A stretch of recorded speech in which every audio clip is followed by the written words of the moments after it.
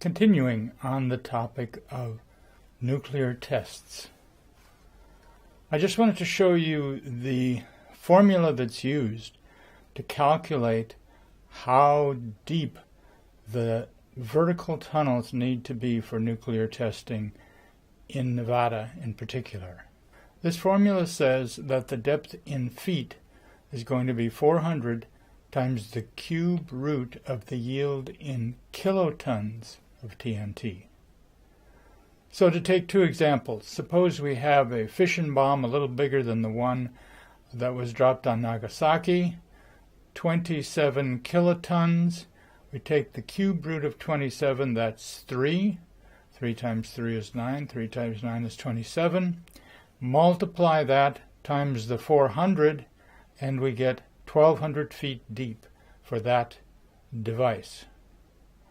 On the other hand, if we were testing a 1 megaton device, we also have to express it as 1,000 kilotons, and the cube root of 1,000 is 10, so 10 times 400 would be 4,000 feet deep.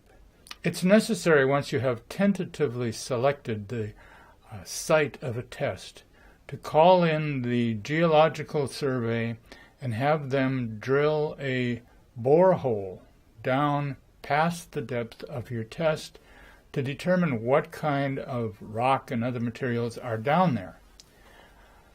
First of all, you want your test to be below the surface water table, which is about 500 feet in a lot of places in the Nevada test site, and above the aquifer, the much deeper aquifer, which is from 2,000 to 4,500 feet deep at various places in the Nevada test site.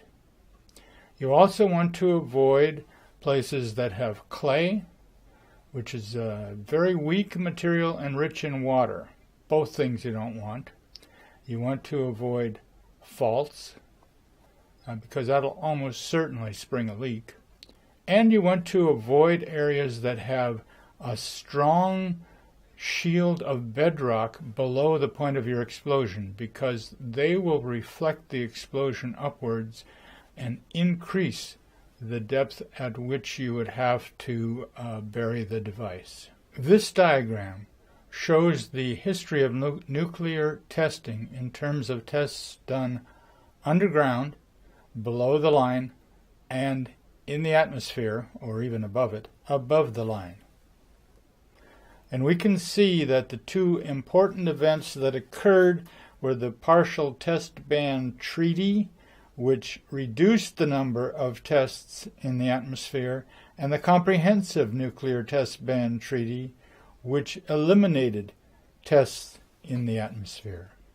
The main drawback of the vertical shaft underground tests we've talked about is that in every test, all of the expensive test equipment that's underground near the bomb is vaporized. It disappears from the earth.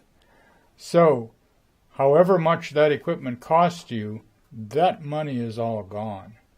And that money can be quite substantial, up to $50 million per test.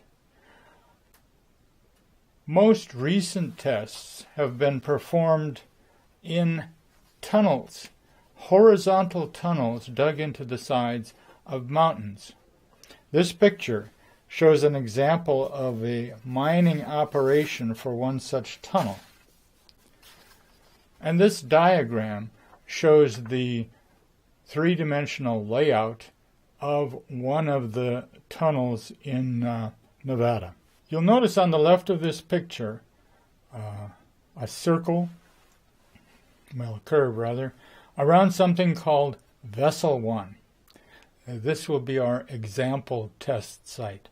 Vessel 1 includes a cavity at the far left and a long tunnel leading back to one of the main tunnels of this tunnel system. The next picture shows the geometry of this test site. There is a working point on the left. That's the place where the bomb is emplaced. And there is a test chamber on the right. That's the place where the instruments are. The distance between the two of them is about 1,000 feet. And the reason it's so long is because we're going to employ a clever trick.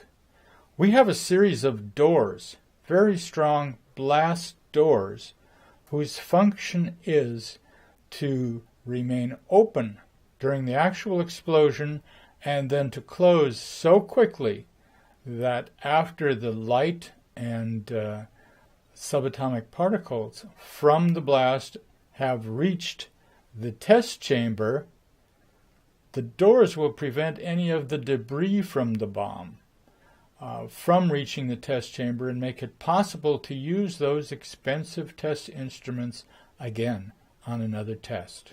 There are 3 kinds of doors involved. The first one is called a fast closing tube. Basically, the passage between the working chamber and the test instruments is a long metal tube which tapers from a small diameter close to the bomb to a very much larger diameter as you get near to the test equipment. And the purpose of this geometry is that it will let the shock wave from the bomb, when it begins to pass down along this tapered pipe, the shock wave will close the pipe, and that will be your first containment. At the time of the explosion, the pipe will be evacuated. The air is pumped out of it so that there's no interference to the particles from the bomb being measured by the test instruments. And after this first section of the pipe is squashed, as shown in the next diagram, the second door will close. This door is like the doors on the Starship Enterprise in the Star Trek series. Basically, it's 2 doors, one closing from each side, but both of them closing the whole entrance. And they are blown shut by compressed gas in a very small fraction of a second after the nuclear explosion. Anything that gets past those doors is then stopped by another door which is arranged like a toilet seat lid. So basically, this lid is held up, and when the explosion takes place, this lid begins to drop by gravity, and it seals against a hole in this part to form a gas-tight seal. And it operates fast enough that none of the actual debris from the bomb can reach the expensive instruments.